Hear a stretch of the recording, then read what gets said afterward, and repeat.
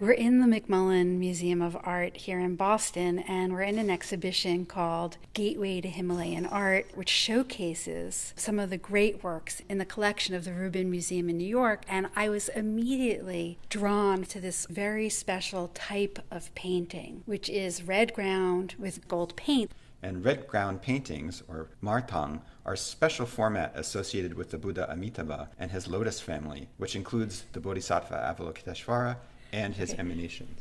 First, there's an undercoat of yellow, and then they put gold over it, I think to emphasize the color. If you look very closely, you'll actually find that fine patterns are polished into the surface. In his robes, you'll see floral patterns, and in the cushions that he sits upon, you'll see different textile patterns. So this is a very elegant and subtly ornamented work. And this speaks to the spiritual and political importance of the Fifth Dalai Lama, who lived in the 17th century. So the Dalai Lamas are an important lineage of incarnate lamas, or tulkus. And basically, all Buddhists believe in reincarnation, but the Tibetans harness this to create a system of succession, both religious and political. And it's in the 13th century that the system becomes codified. And in the 17th century, the system of incarnate lamas becomes even more prominent. And the Fifth Dalai Lama declares himself an emanation of Avalokiteshvara, Bodhisattva of Compassion, the most popular deity in Tibet, considered the national deity, the protector of Tibet. So you'll see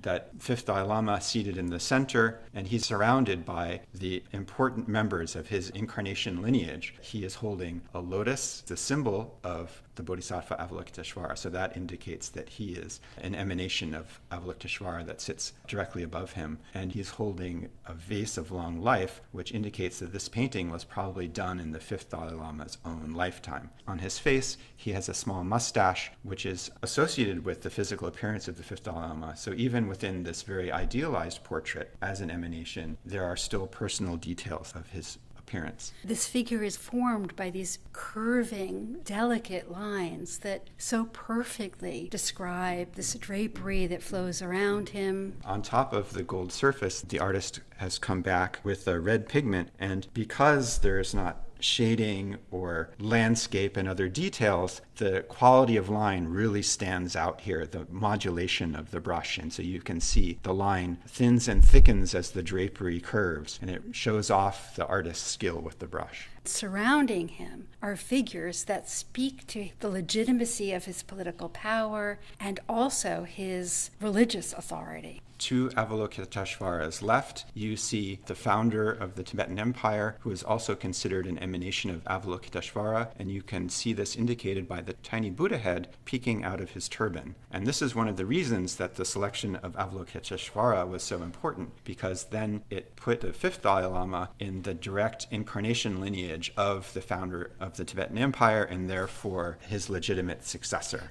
And on the other side, we have another figure sitting on what looks like a lotus. And that is Dromten, the founder of the Kadampa school. And he's indicated also as an emanation of Avalokiteshvara by the lotus that he holds. And his tradition was very important in the second transmission of Buddhism to Tibet after the collapse of the Tibetan Empire. And so the Fifth Dalai Lama is declaring his religious and spiritual lineage by directly associating himself with Dromten and the Kadampas.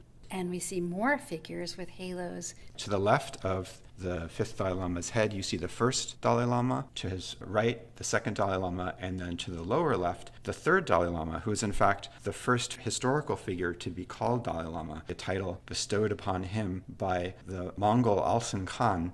Especially interesting, then on the lower right, you see the fourth Dalai Lama, who is found in the grandson of Altan Khan. And this cements Mongolian interest in the Gelugpa tradition to which the Dalai Lamas belong. At the bottom center, we see a figure who's surrounded by gems and offerings. And this is the wealth deity Jambala, surrounded by abstract forms of the 7 jewels of the universal ruler, which include things like rhinoceros horn, elephant tusks, the round earrings of the queen, the square earrings of the minister, and so on. So this is both a traditional set of offerings, but there is also an association with the concept of the universal ruler, which the Fifth Dalai Lama was promoting. Now, the fifth Dalai Lama, we know, was a very learned man. He authored many religious and historical texts and was very interested in promoting an image of himself. So you can see in this iconometric drawing that in his lap, he holds the wheel of the Chakravartin, or the universal ruler, a symbol of political authority. So the fifth Dalai Lama was very cognizant of the power of images and was heavily involved in image production, as well as the codification of knowledge more broadly. So the fifth Dalai Lama wrote a history of Tibet just 1 year after he comes to power. In this, he depicts the Tibetan Empire as a golden age where the series of religious kings are actually bodhisattvas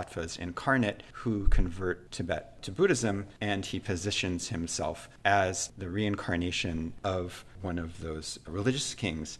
So the message in this painting is key to his political message, where he is conflating himself with the first Tibetan emperor and positioning himself as the rightful inheritor of the Tibetan Empire.